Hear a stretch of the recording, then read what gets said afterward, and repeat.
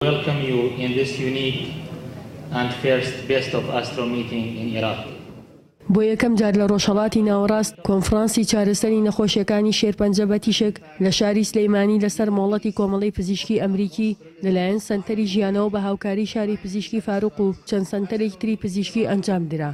سەرپەرشتیارانی کۆنفرانسەکە باز لەو کۆنفرانسە دەکەن.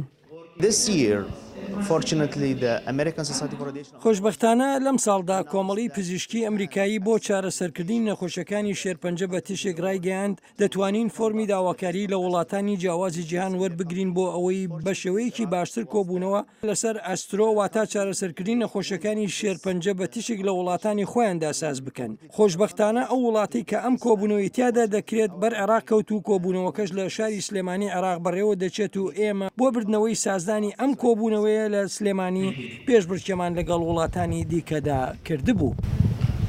ئەمە جیاکردنەوەیکی گەورەیە کە ڕێکخراوێکی بەناوبانجی ئەمریکی ئێمەی لە ناو هەموو وڵاتانی ڕۆژهەڵاتی ناوەڕاست جیا کردوتەوانەیە کە بتوانین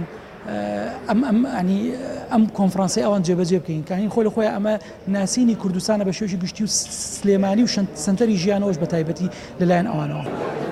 چەندین بەرپرسی دەسەڵاتە جیاوازەکان لە هەرێمی کوردستان ئامادەی کۆنفرانسەکە بوون. وەزیری تەندروستی حکوومەتی هەرێمی کوردستانیش ئەنجامدانی کۆنفرانسێکی لەو جۆرەی بە گرنگ ناوبر بۆ پێگەی کوردستان.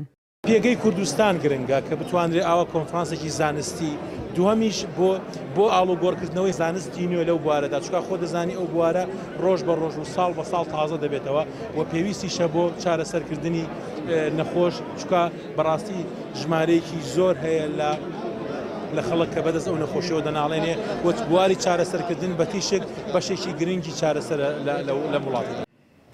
هەروەها بەرپرسانی حکوومەتی خۆجەیی لە سلەیمانی جگە لە باسکردنی کۆنفرانسەکە بە گرنگ ومێدی دیکە دەخوازن.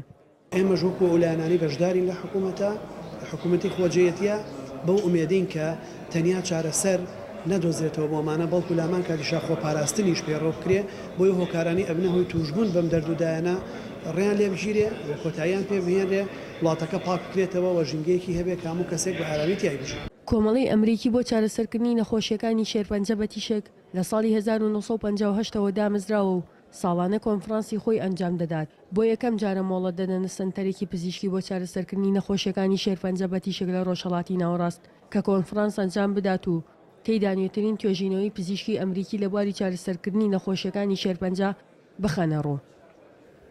ژیار محەممەد، دەنگی ئەمریکا، سلێمانی.